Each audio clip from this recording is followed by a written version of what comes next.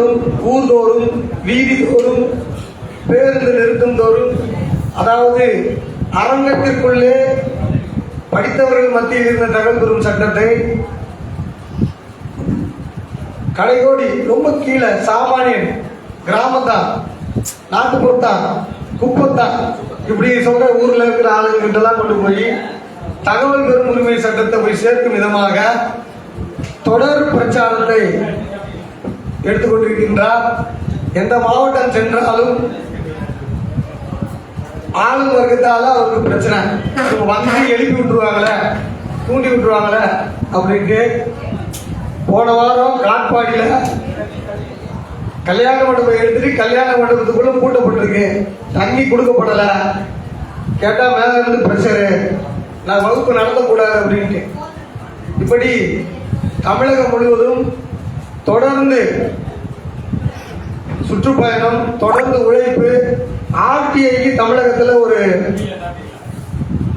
முகம் பேனர் வைக்கணும் அப்படின்னா நம்ம ஐயா தான் வைக்கணும். ஐயாவோட முகம் தான் ஆர்டிஐயோட முகம்.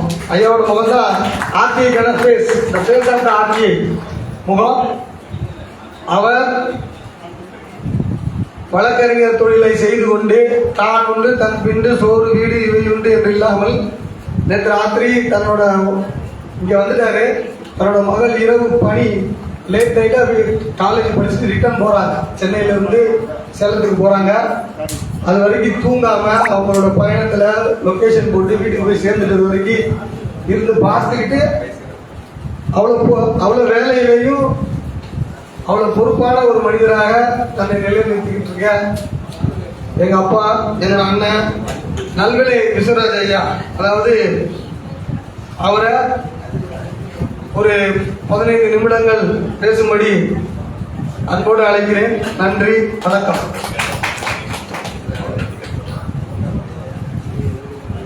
முரண்பாடு இல்லாத சந்தை மதிப்பு வழிகாட்டிய சாமானியர்களின் லட்சியம் என்கின்ற புத்தக வெளியீட்டு விழாவிலே பங்கேற்கக்கூடிய சட்டமன்ற உறுப்பினர்களே, நாடாளுமன்ற உறுப்பினர்களே, அமைச்சர் பெருமக்களே, அதிகாரமிக்க எம்எல்ஏக்களே, ஆளுநர்மிக்க எம்பிகளே, நிரந்தர அமைச்சர் பெருமக்களே, சட்ட ஆயுதம் இந்திய அகிம்சை போராளிகளே, இந்திய குடிமக்களே, உங்கள் அனைவரையும் இந்த புத்தக வெளியீட்டு விழாவிற்கு நான் சார்ந்திருக்கக்கூடிய 10 ரூபாய் இயக்கம் சார்பிலே அன்போடு வரவேற்கின்றேன். அருமை நண்பர்களே, பரஞ்சோதி பாண்டியனை பற்றி நம்முடைய நண்பர்கள் நிறைய பேர் சொன்னார்கள், பல்வேறு தகவல்களை சொன்னார்கள். தமிழகத்துடைய வரலாற்றை தந்தை பெரியார் என்கின்ற மனிதனை விட்டுவிட்டு எழுத முடியாது என்கின்ற அளவிற்கு தந்தை பெரியார் இறந்து போய் 55 ஆண்டுகள் கழித்து கூட இன்று வரை பேசும் பொருளாக இருந்து கொண்டிருக்கிறார். அவருடைய சிறிய பிள்ளைகள் தான் தமிழகத்தை 1/2 நூற்றாண்டுகள் ஆண்டு கொண்டிருக்கின்றார்கள். ஆனால் தந்தை பெரியார் என்கின்ற ராமசாமி நாயக்கருடைய சொத்துக்கு பட்டா கிடையாது. ராமசாமியின் அப்பன் காலத்திலிருந்து தந்தை பெரியாரின் தந்தை காலத்திலிருந்து தந்தை பெரியாருடைய சொத்துக்கு, குடும்ப சொத்திற்கு பட்டா கிடையாது. ஒரு சாமானிய மனிதன், ஒரு எளிய மனிதன், சட்டமன்ற உறுப்பினர் கிடையாது, நாடாளுமன்ற உறுப்பினர் கிடையாது, அமைச்சர் பெருமக்கள் கிடையாது, ஒரு அடித்தட்டு சமுதாயத்தை சார்ந்த பரஞ்சோதி பாண்டியன் என்ற ஒரு இளைஞன் தந்தை பெரியார் சொத்துக்கு பட்டா பெற்றுக் கொடுத்தார். தந்தை பெரியார் சொத்துக்கு மட்டுமல்ல, அவர் இருந்த நகர்ப்பகுதியை சார்ந்த 5000 குடும்பங்களுக்கு பட்டா கிடைத்த காரணம் எங்களை தம்பி பரஞ்சோதி பாண்டியன்.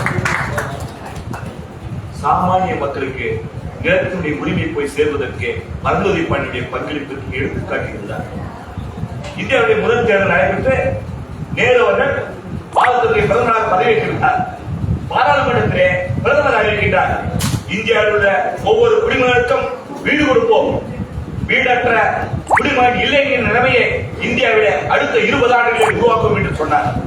ஒவ்வொரு பட்ஜெட் கூட்டத்திலும் ஒவ்வொரு புதிய அமைச்சரவை அமர்கின்ற பொழுதும் மத்திய அமைச்சரவையில் இடம்பெறக்கூடிய ஆட்சியாளர்கள் சொல்வது, அடுத்த 5 ஆண்டுகளிலே, அடுத்த குறிப்பிட்ட காலத்திலே அனைவருக்கும் வீடு கொடுப்போம், அனைவருக்கும் நிலம் கொடுப்போம். இன்னும் 100 வருஷம் சொல்லிட்டே இருப்பாங்க, கொடுக்க மாட்டாங்க, கொடுக்கவே மாட்டாங்க. ஆனால் கொடுப்பதற்கான நிலம் இருக்கின்றது, வாய்ப்புகள் இருக்கின்றது. அவற்றையெல்லாம் பரஞ்சோதி பாண்டியன் கண்டுபிடித்து கொடுத்துக் கொண்டே இருக்கின்றார். இந்த புத்தகத்திலே பரஞ்சோதி பாண்டியன் பல்வேறு செய்திகளை சொல்லியிருந்தாலும் ஒரு எளிய செய்தியை சொல்லுகின்றார். ஒரு பத்திரம் பண்ண போறோம், 10 லட்சம் ரூபாய் இடம் வாங்குறோம். ஒரு மனிதன் பல்வேறு இடத்துல கடன் வாங்கி உழைப்புல சேமிச்சு வச்சு ஒரு கனவோடு ஒரு இடத்த வாங்க போறோம், வீடு கட்ட போறோம் அப்படின்ட்டு ஒரு 10 லட்ச ரூபாய் இடம் வாங்குறதுக்குள்ள அவருடைய கனவு எப்படி இருக்கும், அவருடைய சிந்தனை எப்படி இருக்குன்னா 10 லட்ச ரூபாய் காசு இருக்கு, இடத்த வாங்கிடுறோம் அப்படின்ட்டு 10 லட்சத்தை பெரட்டி கொண்டு போய் நில உரிமையாளர்கிட்ட புரோக்கர்ட்ட கொடுத்து இடத்தை வாங்கிட்ட பொழுது பத்திரம் கையெழுத்து போட முடிந்த பொழுதுதான் தெரியும் அவருக்கு பத்திரம் வாங்குற அந்த இடம் வாங்குற இடத்துடைய மதிப்பு இவர் வாங்கக்கூடிய மதிப்பு 10 லட்சம். ஆனா பத்திரம் செய்கின்ற பொழுது 15 லட்சம் ரூபாய்க்கு பத்திரம் வாங்கணும், 15 லட்சம் ரூபாய்க்கு பத்திரம் வாங்கணும்னு சொல்லக்குள்ள அவருடைய தலையில் இடி விழும்.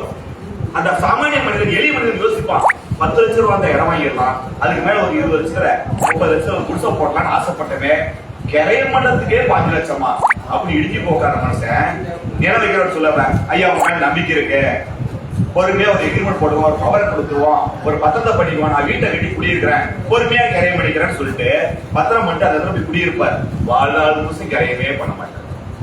அடுத்த சொத்துலயே இவர் சொந்த வீடு நினைச்சு குடியிருப்பார். அந்த அளவுக்கு பத்திரத்தினுடைய மதிப்பு பத்திர பதிவுத்துறை செய்யக்கூடிய பல்வேறு கோல்மால்ல எளிய மனிதர் சாமானிய மனிதர்கள் ஆயிரக்கணக்கில் இன்னமும் சொந்த வீட்டுல அடுத்தபடி இடத்துல குடியிருக்கிற சூழல் எல்லாம் இருக்கின்றது. இவற்றை மாற்றுவதற்கு தான் சாமானிய மனிதர்கள் இந்த பத்திரப்பதிவு பற்றி டீ கடையில பேசணும், பெட்டி கடையில பேசணும், திண்ணையில உட்கார்ந்து பேசணும், பேசக்கூடிய அளவுக்கு பேசும் பொருளாக சாமானிய மக்களுக்கான பிரச்சனையாக எளிய மக்களுடைய பிரச்சனையாக இந்த வழிகாட்டி மதிப்பு என்கின்ற மிகப்பெரிய சிக்கல் மாற வேண்டும். அப்போதுதான் தீர்வு கிடைக்கும் என்ற எண்ணத்தோடு சாமானிய லட்சியம் என்கின்ற தலைப்பை தம்பி பார்த்து பண்ணியிருக்கிறார். இது சமூக மாற்றத்துக்கான கேள்விக்கான புத்தகம். இந்த புத்தகத்துல பின்னாடி ஒரு செய்தி சொல்றேன், கடைசியா ஒரு செய்தி சொல்றேன். பஞ்சமிலம் தொடர்பாக என்னுடைய அடுத்த புத்தகம் வெளிவர இருக்கின்றது என்கின்ற தகவலை சொல்கிறார். பஞ்சமிலம் உங்கள் எதிர்காலம் அப்படிங்கிற தலைப்புல உங்களுக்கான செங்கல்பட்டு மாவட்டத்துல உங்களுக்கான புத்தகத்தை வெளியே கொண்டு வர போறேன். அதுல ஒரு 40 விஷயங்கள் 45 விஷயங்களை கோடிட்டு காட்டுகின்றார். அது கோடிட்டு காட்டக்குள்ள இந்த புத்தகம் சாமானிய மனிதருக்கான புத்தகம் மட்டுமல்ல, விளிம்புநிலை மக்களுக்கான அடுத்த புத்தகத்திற்கான முன்னோட்ட புத்தகம் என்பதை காட்டுகிறார். பஞ்சமில மீட்பு என்பது ஒரு முறை தமிழகத்திலே தோல்வி என்ற பிரச்சனை. தமிழகத்திலே 1,20,000 ஏக்கர் நிலம் பஞ்சமில விளிம்புநிலை மக்களுக்கான நிலம் இருப்பதாக அரசு ஆவணங்கள் சொல்கின்றது. அதற்கு மேல 2 லட்சம் நிலம் பஞ்சமிலம் விளிம்புநிலை மக்களுக்கான நிலம் இருக்கின்றது. அரசாங்கத்தாலே கண்டுபிடிக்க முடியவில்லை. அப்படிப்பட்ட நிலங்களை ஆராய்ச்சி செய்து பரஞ்சோதி பாண்டியன் மிகப்பெரிய நிலை கண்டுபிடித்தார். புத்தகமாக வெளியிடுகின்றது. நான் பல்வேறு பயிற்சி வகுப்புகளை சொல்வேன். பஞ்சமில்ல போராட்டம் மிக கடுமையான போராட்டம். மரியாதைக்குரிய அண்ணன் திருமாவளவன் போன்ற தலைவர்கள் கூட எடுக்க தயங்கக்கூடிய போராட்டம் பஞ்சமில்ல போராட்டம். ஏனென்றால் பஞ்சமில்ல போராட்டத்தை பொறுத்தவரை தமிழகத்திலே நம்முடைய சென்னைக்கு அருகில் இருக்கிற செங்கல்பட்டு மாவட்டம் தான் மிகப்பெரிய அளவில் பாதிக்கப்பட்ட மாவட்டம். பஞ்சமிலத்தை மீட்பதற்காக ஒரு மாவட்ட துணை ஆட்சியிடம் மனு கொடுக்க செல்கின்றார்கள். விளிம்புநிலை சமுதாயத்தை சார்ந்தவர்கள், ஒடுக்கப்பட்ட தலித் சமுதாயத்தை சார்ந்தவர்கள் திங்கட்கிழமை ஒரு சப்ளைக்கு பெட்சன் கொடுக்க போனாங்க. பெட்சன் கொடுக்க மனு கொடுக்க போன விளிம்புநிலை மக்களுக்கு கிடைச்ச பரிசு துப்பாக்கி சூடு. அந்த நிகழ்ச்சியை மக்களை ஒருங்கிணைத்து சென்ற ஜான் தாமஸ் என்கின்ற செயல்பாட்டாளர் காக்கா குருவி சுட்டுக் கொண்ட மாதிரி ஆடியோ வாசல்ல சப்ளைக்கு வாசல்ல கோரிக்கை மனு கொடுக்க போன ஜான் தாமஸை சுட்டுக் கொண்டார்கள். அவரோட தலைமையாகிய ஏழுமலையை சுட்டுக் கொண்டார்கள். இன்று வரை அதற்கு நியாயம் கிடைக்கவே இல்லை. பஞ்சமில மீட்பு என்பது மிக கடுமையான நெருக்கடியான போராட்டம். மிகப்பெரிய தலைவர்களை எடுக்கக்கூடிய போராட்டம், எடுக்க தயங்கக்கூடிய போராட்டம். அப்படிப்பட்ட போராட்டத்தை அரசாங்கம் கொடுக்க தவறிய ஆவணங்களை தம்பி பரஞ்சோதி பாண்டியன் ஆவணப்படுத்தி புத்தகமாக வெளியிட இருக்கின்றார். இந்த வாய்ப்பு இறைவன் தம்பி பரஞ்சோதி பாண்டியன் மிகப்பெரிய நல்வாய்ப்பு. கடவுளே இல்லை என்று சொன்ன ராமசாமி நாயக்கருடைய இடத்துக்கு பட்டா வாங்கி கொடுத்தவர். விளிம்புநிலை மக்களுக்கான நிலங்களையும் கண்டுபிடித்து கொடுப்பதற்கான ஒரு மிகப்பெரிய ஆயுதத்தை கையில் இருக்கின்றார். அவரை வாழ்த்துவதற்கு நாங்கள் வராமல் யார் வரும்? அது நண்பர்களே, ஆரம்பிக்கும் சொன்ன பரஞ்சோதி பாண்டியன் கோடி கேட்டா நான் சொல்லாம வேணாம இந்த நிகழ்வுன்னு சொன்னேன். எல்லா நிகழ்ச்சியும் சொல்லுவார். சட்டமன்ற உறுப்பினர்களே சொல்லுவாரு, பார்வையாளர்கள் சொன்னார். நான் சட்டமன்ற உறுப்பினர் சகோதரிய மாமியை பார்த்து சட்டமன்ற உறுப்பினர் எம்எல்ஏ மாமிக்கு சிரிப்பு தாங்க முடியல. போனேம்மா சப்ரிஜிஸ்டார் போனீங்க, அங்க ஆவணத்தை தூஜியோட கலாய்வு பண்ணீங்க.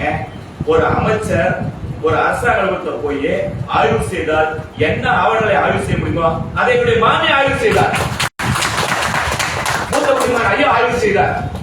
இதுதான் தகவல் உரிமை சட்டம் என்கின்ற ஒரு எளிய சட்டம். சாதாரண பாமர மனிதருக்கு, அடித்தட்டு மனிதருக்கு இந்திய குடிமகன் கொடுத்த மிகப்பெரிய ஆயுதம். நாங்கள் ஒவ்வொரு வேலையும் சொல்லி கொண்டிருக்கின்றோம். வெறும் ஒரு 10 ரூபாய் காசு இருந்தா, ஒரு வெள்ளை பேப்பர் இருந்தா உங்களால இந்த அரசாங்கத்தை கேள்வி கேட்க முடியும். ஒரு ஜனாதிபதியை பார்த்து சாதாரண குடிமகனால் வெறும் 10 ரூபாயில கேள்வி கேட்க முடியும். ஒரு கவர்னரை பார்த்து முதலமைச்சரால் கேள்வி கேட்க முடியாது. ஆனால் இங்கே உட்கார்ந்து கருப்பு சட்டை போட்ட நம்முடைய ஐயா குலசேகரனால் வெறும் 10 ரூபாய் வெள்ளை பேப்பர்ல கவர்னரை கேள்வி கேட்க முடியும். கவர்னர் மாதிரியே ஆய்வு செய்ய முடியும். நீதிமன்றத்தையும் ஆய்வு செய்ய முடியும். பாராளுமன்றத்தை ஆய்வு செய்ய முடியும். சட்டமன்றத்தை ஆய்வு செய்ய முடியும். ராணுவத்தையும் கேள்வி கேட்க முடியும். இவ்வளவு பெரிய அதிகாரத்தை இந்திய குடிமகனுக்கு, சாதாரண மனிதருக்கு, பாமர மனிதருக்கு, எளிய மனிதருக்கு, உழைப்பாளிக்கு, தொழிலாளிக்கு, விவசாயிக்கு கொடுத்த சட்டம் தகவல் அறிவு உரிமை சட்டம். அதனால நாங்க வச்சிருக்க இயக்கத்துக்கு 10 ரூபாய் பேர் வச்சிருக்கோம். வெறும் 10 ரூபாய் காசு, 10 ரூபாய் காசு செல்லா காசு சொல்லுவாங்க. செல்லா காசு சொல்லுவாங்க. கவுண்டர்ஸ் கூட வாங்க மாட்டாங்க. அந்த ஒரு 10 ரூபாய் காசு ஒரு வெள்ளை பேப்பர்ல ஒட்டுனா நமக்கு கிடைச்சது அதிகாரம். எம்எல்ஏவோட அதிகாரத்தோட நம்முடைய அதிகாரம் பெரிய அதிகாரம். ஒரு எம்பிக்கு என்ன அதிகாரம் பாராளுமன்றத்தில் இருக்கிறதோ, ஒரு எம்பி பார்லிமெண்ட்ல கேள்வி கேட்டா என்ன தகவல் கிடைக்குமா, ஒரு எம்எல்ஏ சட்டமன்றத்தில் போய் கேள்வி கேட்டா என்ன தகவல் கிடைக்குமோ அதை நாம் வாங்க முடியும். வெறும் 10 ரூபாய் ஒரு வெள்ளை பேப்பர். வெள்ளை பேப்பர் கருப்பு பேப்பரை மாத்தி கேள்வி கேட்டா சட்டமன்றத்தில் எம்எல்ஏக்கு என்ன கேள்வி கேட்டா பதில் கிடைக்குமா, அந்த பதில் நமக்கு கிடைக்கும். எம்எல்ஏக்கு ஆயுள் காலம் 5 ஆண்டு, இன்னொரு 14 அமாவாசை. தமிழ்நாட்டுக்கு எல்லா எம்எல்ஏ எக்ஸ்எம்எல்ஏ ஆகும். தமிழ்நாட்டுக்கு எல்லா எம்எல்ஏவும் எக்ஸ்எம்எல்ஏ ஆகும் ஒரு 12 அமாவாசையில. ஆனால் உங்களுக்கான அதிகாரம் உங்கள் வாழ்நாள் வரை, உங்களுடைய வாழ்நாள் வரை எம்எல்ஏ அதிகாரம், எம்பி அதிகாரத்தை உங்கள் கையில் வைத்திருக்கிறீர்கள். சட்டம் நம்ம கிட்ட கொடுத்திருக்கு. இதை பயன்படுத்துறதுல நமக்கு ஒரு சின்ன தயக்கம். ஏன்னா நாங்கெல்லாம் பயன்படுத்தினா ஏதாச்சும் ஆயிடுமா, எதுவுமே ஆகல. மாமி பயன்படுத்துறாங்க, அவங்க நேரத்தை பிரச்சனையை கண்டுபிடிச்சிட்டாங்க. ஒரு நீதிமன்றத்துக்கு போறீங்க, நீதிபதி தீர்ப்பு சொல்லுவாரு. உங்க வழக்குல என்ன தீர்ப்பு சொல்லுவாரு? நம்ம வடிவேல் ஜோக் தெரியும். அவர் போய் ஒரு கடையில போய் பேரம் பேச போவார். அவங்க ஒரு 100 ரூபாய் சொல்லுவாரு, அவர் 70 ரூபாய் கேட்பாரு. ஏன் அவர் 100 ரூபாய் சொல்றாரு, 70 ரூபாய் கேட்கிறாரு, நீங்க ஒரு 80 ரூபாய்க்கு பிடிங்க அப்படிம்பாங்க. இதுதான் தீர்ப்பு. நீங்க ஒரு பிரச்சனையை சொல்லுவீங்க, எதிர்பார்த்து அவங்க பதில சொல்லுவாங்க. நீதிபதி அவருக்கு பிடிச்ச நடுவுல ஒரு விளக்கின தீர்ப்பு சொல்லுவாரு. தப்பா இருக்காதீங்க. உங்க தரப்பு வழக்குன்னா உங்க தரப்புல நீங்க கொடுத்த ஆவணங்களை வச்சுட்டு அவர் சொல்லுவாரு. எதிர்த்தரப்பு வழக்குன்னா எதிர்த்தரப்பு கொடுத்த ஆவணங்களை வச்சுட்டு அவரு சொல்லுவார். இதை ரெண்டையும் முடிச்சு ஜட்ஜ் ஒரு தீர்ப்பு சொல்லுவார். கோர்ட்டுக்கு போறது நீங்க முடிவு பண்ணத பிரச்சனை இருக்குல்ல, நேரம் வக்கீல போய் பார்க்கல சார், அர்ஜென்ட்டா ஒரு கேஸ் போட்டு சார், நாளைக்கே சார் ஒரு ஸ்டே வாங்கி கொடுத்தீங்கன்னா சார் எங்க இடத்த காப்பாத்திடும் சார். நீங்க அந்த வழக்கில் சொல்லுவார், ஐயா இந்த ஆவணங்கள் எல்லாம் வேணும், பட்டா வேணும், சிட்டா வேணும், உங்க பத்திரம் வேணும், மூலப்பத்திரம் வேணும், மூலப்பத்திரத்துக்கு மூலப்பத்திரம் வேணும், அதுக்கு முன்னாடி பத்திரம் வேணும், இந்த சொத்து தொடர்பான எல்லா ஆவணம் இருந்தாதான் உங்க தரப்ப நான் நீதிமன்றம் சொல்றது வசதியா இருக்கு, சரியா இருக்கு, அப்பதான் உங்களுக்கு நியாயமான தீர்ப்பு அளிக்கணும் வக்கீல் சொன்னா அந்த வக்கீல் நீங்க நம்ப மாட்டீங்க. அந்த வக்கீல நீங்க நம்ப மாட்டீங்க. இந்த வக்கீல் சரியில்லாத வக்கீல், இந்த வக்கீலுக்கு தெரியல ஒண்ணுமே. ஒரு மொக்க வக்கீல் போவீங்க, அவர் சொல்ல ஜட்ஜ் எனக்கு தெரிஞ்சவதான் இருக்கிற பேப்பர் போதும், என்ன முட்டா போய் சொன்னா எவ்வளவு பத்திரம் கேட்டீங்க இருக்கு, ரெண்டு புரிஞ்சிட்ட கூட நாளைக்கு ஒரு ஸ்டே வாங்கி கொடுத்தறேன், ஒரு 10 லட்சம் தருவோம் இப்படி கொடுத்துருவீங்க. ஏன்னா முதல் வக்கீல் நல்ல வக்கீல உண்மையை சொன்னா கேட்க மாட்டீங்க. ரெண்டாவது வக்கீல் கமர்சியலான நல்ல வக்கீல், அவர் சொன்னவனே எல்லா பேப்பரையும் கொடுத்துருவீங்க. அவர் வாங்கி ஒரு மொக்க கேஸ போடுவார். போட்ட பிறகு சொல்லுவாரு, அந்த பத்திரம் இருந்தா பரவாயில்ல, கொண்டது கொடுத்தா இப்போ ஒரு அமெண்ட்மெண்ட் ஒன்று போடணும் அப்படின்பாரு. ரைட் அமெண்ட்மெண்ட் பண்ணணும். அந்த அமெண்ட்மெண்ட் பண்ணவங்க எதிர்பார்த்து மேல தூக்கி போயிடும். ஹைகோர்ட் போகும், சுப்ரீம் கோர்ட் போகும், கேஸ் நடக்காது. அதனால யாராவது மண்டையை போட்டுவாங்க, வாரிசு சேர்த்துவோம். நீங்க செத்தாலும் எதிர்பார்ட்டி செத்தாலும் கேஸ் ஆகாம அப்படியே கிடக்கும். ஆனால் ஒரு வழக்கை பொறுத்தவரை தம்மை பகவதி பாண்டியன் சொல்லக்கூடிய செய்தி வள்ளுவனையும் அவையாரையும் அமர்ந்திருக்கிறார். 10 ரூபாய்க்கு மாநில செல்ல வழக்கில் சதீஷ்குமார் அடிக்கடி ஒரு கதை சொல்லுவார். 5 நிமிஷம் முடிச்சாங்க சொல்லுவார். திருக்குறள் முனுசாமி ஒரு மிகப்பெரிய எழுத்தாளர், உங்களுக்கு எல்லாம் தெரிஞ்ச எழுத்தாளர். அவருக்கு சர்க்கரை நோய் அதிகமாகி கொஞ்சம் பாதிப்பு ஏற்பட்டுச்சு. அளவுதி பணத்தெல்லாம் பார்த்துட்டு சரிப்பட்டு ஒரு சித்த வைக்கிற பார்க்கலான்ட்டு கோயம்புத்தூர் போயிருந்தார். அந்த சித்த வைக்கிற என்ன மாதிரி உயரமானவர், பேச்சாளர் மேனேஜர் நான் தெரிய மாட்டேன், என்ன மாதிரி கொஞ்சம் உயரமானவர். திருக்குறள் முனுசாமிக்கு திருவள்ளுவர் மீது மிகப்பெரிய காதல். அந்த சித்த வைக்கிற போய் பார்த்தோன்னே, ஐயா 2 இட்லி கூட திங்க முடியல, சுகர் அதிகமாயிடுச்சு, எனக்கு கொஞ்சம் வைத்தியம் கொடுங்க அப்படின்னு திருக்குறள் முனுசாமி பார்த்து அந்த சித்த வைத்தியம் கேட்டாரு. அவன் வள்ளுவன் என்ன சொல்றான், நோயை பத்தி அவன் வள்ளுவன் என்ன சொல்றான். அப்புறம் திருக்குறள் சொன்னார், நோய் நாடி, நோய் முதல் நாடி, அது தனிப்போ வாய்ப்பை செய்யாது. நோய் எங்கிருந்து வந்துச்சு, எப்படி வந்துச்சு, இதை கண்டுபிடிச்சு அந்த நோய்க்கு வைத்தியம் பாரு வள்ளுவன் சொல்லியிருக்கான். உடனே அவர் சொன்னார், சித்த வைக்கிற இந்த வள்ளுவன் சொன்னது கேட்காத, ஔவையார் சொன்னது கேளு, நோய் அண்ட விட, நோய் அண்ட விடாதியா. அப்பனோட கோபம் வந்துருச்சு, நீ வள்ளுவனே குறை சொல்லியா, உங்க வைத்தியம் படிக்குமா அப்படின்னு கோச்சிக்கிட்டாரு. அப்புறம் வைத்தியம் படிச்சது. நம்முடைய தம்பி பரஞ்சோதி பாண்டியன் சொல்ற விஷயம் அதுதான். உங்களுடைய நிலம் சார்ந்த பிரச்சனை வந்து விட்டது, அது நீதிமன்றத்துக்கு போகணும், வைத்தியம் போய் பார்க்கணும், பிரச்சனை தீர்மானம் முடிவு பண்ண முன்னாடி அந்த நிலம் சார்ந்த பிரச்சனை உங்களுக்கு எப்படி வந்தது, அந்த நிலம் எப்படி வந்தது, அந்த நிலம் யார் மூலமா வந்தது, மூல ஆவணங்களை, வருவாய்த்துறை ஆவணங்களை ஒவ்வொன்றையும் எடுத்து பார்க்கணும், கண்டுபிடிக்கணும். அது பிரச்சனை எப்படி வந்தது, நோய் எப்படி வந்தது, அந்த நோய் வந்ததுக்கான காரணத்தையும் கண்டுபிடிக்க வேண்டும், அந்த வழியையும் கண்டுபிடிக்க வேண்டும். இதை எல்லா ஆவணங்களையும் முழுமையா கையில் எடுத்துட்டா, தோண்டி எடுத்துட்டா உங்களுக்கான நியாயம் கிடைத்துவிடும். அம்மாவோட சொத்து சொன்னாங்க, சொத்து இவங்களுக்கு சொந்தமானது. எவ்வளவு கரவாணி பேர் குறுக்காட வந்து இவங்க சொத்தை ஆட்டையை போட்டு உயிர் எழுதிட்டான். அந்த உயிர் அடிப்படையை வச்சு நிறைய பத்திரம் பண்ணி வருவாய்த்துறை ஆவணத்தை திருத்திட்டாங்க. இதெல்லாம் கண்டுபிடிச்சு சரி பண்ணாம ஒரு வழக்கை போட்டு கோர்ட்டுக்கு போனா வழக்கு நடக்கும், தீர்ப்பு கிடைக்கும், சொத்து கிடைக்காது. சொத்து கிடைக்காது. சொத்து கிடைக்கணும், நம்முடைய உரிமை நிலைநாட்ட பண்ணணும்னா அந்த சொத்துக்கான உண்மையான உரிமை மூலத்தை, உரிமையான ஆவணங்களை கண்டுபிடிக்க வேண்டும். அதற்கு நீங்க பயன்படுத்த வேண்டிய, நாங்க போய் கிராமத்தில் சொல்றோம், ஊழலை ஒழிப்பதற்கு தகவல் சட்டத்தை பயன்படுத்துறோம் சொல்லிட்டு இருக்கோம். அமைச்சரை கேள்வி கேட்பதற்கு தகவல் சட்டத்தை பயன்படுத்துங்க, ஜனாதிபதியை கேள்வி கேட்பதற்கு தகவல் சட்டத்தை பயன்படுத்துங்க, கவர்மெண்ட் ஆய்வு செய்வதற்கு, அரசாங்கத்தை ஆய்வு செய்வதற்கு தகவல் சட்டத்தை பயன்படுத்த சொல்றோம். இதெல்லாம் பொது பிரச்சனை போராட்டத்துக்கு, சொந்த பிரச்சனையை தீர்ப்பதற்கு தகவல் சட்டத்தை பயன்படுத்த முடியும். சொந்த பிரச்சனைகளை தீர்ப்பதற்கும், சொந்த பிரச்சனை எப்படி வந்தது என்கிற விஷயத்தை கண்டுபிடிப்பதற்கும் தகவல் சட்டங்கிற மிகப்பெரிய உன்னதமான சட்டத்தை பயன்படுத்த முடியும். மாமியும் ஐயாவும் அதற்கு எடுத்துக்காட்டு. போனாங்க, அமைச்சர் ஆய்வு செய்யணும், துருக்கியோட கல ஆய்வு செஞ்சாங்க, எடுத்தாங்க பத்திரத்தை. பிரச்சனை தீர்வு நோக்கி போயிருந்தது. தீர்வு கிடைக்கின்ற பொழுது உண்மையான தீர்வாக, நிரந்தர தீர்வாக கிடைக்கும், நிரந்தர தீர்வாக கிடைக்கும். அதைதான் தம்பி பரஞ்சோதி பாண்டியன் வள்ளுவர் என்ன சொன்னாரோ, ஔவையார் என்ன சொன்னாரோ, ரெண்டையும் சேர்த்து முழுமையான ஒரு தீர்வை கொடுப்பதற்கு தொடர்ச்சியாக புத்தகங்கள் எழுதி கொண்டிருக்கின்றார். அவருடைய புத்தகங்கள் அடிக்கடி வந்துட்டே இருக்கும், இன்னும் நிறைய வரும். அவரு புத்தகத்தோடு நிறுத்ததில்லை, சோம்பேறியான எங்க கூட புத்தகத்தை வச்சிடறாரு. என்னை வந்து பார்த்தா சொன்னார், பச்சை மயில் பத்தி சொல்லிட்டே இருக்கிறீங்க, சாதாரண மனுஷன் அரசாங்கத்தில் சம்பளம் வாங்காதவன் பச்சை மயிலை கைத்து போடலான்னு சொல்றீங்க. நாங்கெல்லாம் நினைச்சிட்டு இருக்கோம் கெஸ்டட் ஆபீசர், பெரிய அதிகாரிகள் மட்டும்தான் பச்சைகளை கைத்து போட முடியும், படிக்காத மனுஷன் பச்சைகளை வேக வைக்கணும்னு சொல்லி நினைச்சிட்டு இருக்கிறோம். ஆனா நீங்க சொல்ற வீடியோ போட்டீங்க, சாதாரண குடிமகன் அரசாங்கத்தில் சம்பளம் வாங்கலையா, அவன் பச்சைகளை கைத்து போடலாம், வேக வைக்கலான்னு சொல்றீங்க, இது ஒரு புத்தகமா போட்டா பரவாயில்லன்னு சொன்னார். நான் ஒரு 8 பத்து சின்னதா ஒரு புத்தகம் போட்டு இலவசமா கொடுத்தேன். பல லட்சம் நாட்டு போச்சு. இன்னைக்கு எந்த ஊர்ல போனாலும் நிறைய பேர் பச்சைகள் வேக வச்சுக்கிட்டு, பச்சைகளை வேக வச்சுக்கிட்டு இருக்காங்க. இங்க தம்பி இருந்திருந்தார், தென்காசி மாவட்டம். அவர் கலெக்டர்கிட்ட போய் பச்சைகளை கைத்து போட்டு மனு கொடுத்தார். மாவட்ட ஆட்சியர் கேட்டார், என்ன பச்சைகளை கைத்து கொடுக்க ஜெயிலுக்கு போயிருவேன். அவர் சொன்னார், ஐயா சாதாரண குடிமகன், நான் படிக்காதவன், 8ஆம் கிளாஸ் பயிலானவன், நான் பச்சைகளை கைத்து போடுறேன். ஐயா சொல்றீங்க, நீங்க ஜில்லா கலெக்டர், ஐஏஎஸ் படித்தவர், பெத்த படித்தவர், உங்களுக்கு தெரியும். நான் பச்சைகளை கையெழுத்து போடுறாரு, எளிய மனுஷன் பச்சைகளை வேக வைக்கிறாரு, கையெழுத்து போடுறாரு, ஒரு சட்டத்தை எடுத்து காட்டுங்க ஐயா, ஒரு வருஷமா பரிசு தரேன், ஒரு வருஷமா பரிசு தரேன் அப்படின்னு சொன்ன உடனே உனக்கு மத்தியானம் பார்த்தேன், வெயிட் பண்ண. மத்தியானம் கூப்பிட்டு, தம்பி உனக்கு என்ன பிரச்சனை, அதெல்லாம் தீர்த்தரும், இனிமேல் இங்க மட்டும் பச்சைகளை போடாத, மற்ற இடத்தெல்லாம்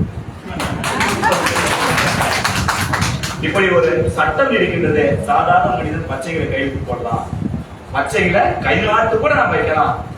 பஞ்சாயத்து தலைவர் பச்சைகளை கையெழுத்து போட முடியாது, சென்னை மாநகராட்சி மேயர் பச்சைகளை கையெழுத்து போட முடியாது, வணக்கத்திற்குரிய மேயர்கள் பச்சைகளை கையெழுத்து போட முடியாது, நகர்மன்ற தலைவர் பச்சைகளை கையெழுத்து போட முடியாது, மாநகராட்சி உறுப்பினர் பச்சைகளை கையெழுத்து போட முடியாது.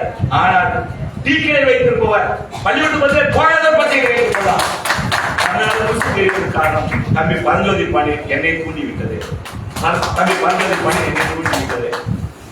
தம்பி காமன் மேன் சொன்னார், இந்த காமன் மேன் சிம்பிளை கொடுத்து ஒரு ஆசிரியர் ஆர்கேனா லக்ஷ்மண் வந்து ஒரு எழுத்தாளர், அவர் தான் காமன் மேனுக்கான சிம்பிளை கொடுத்தார். அதனால எங்க ஊர் சொல்லு தம்பி காமன் மேன்.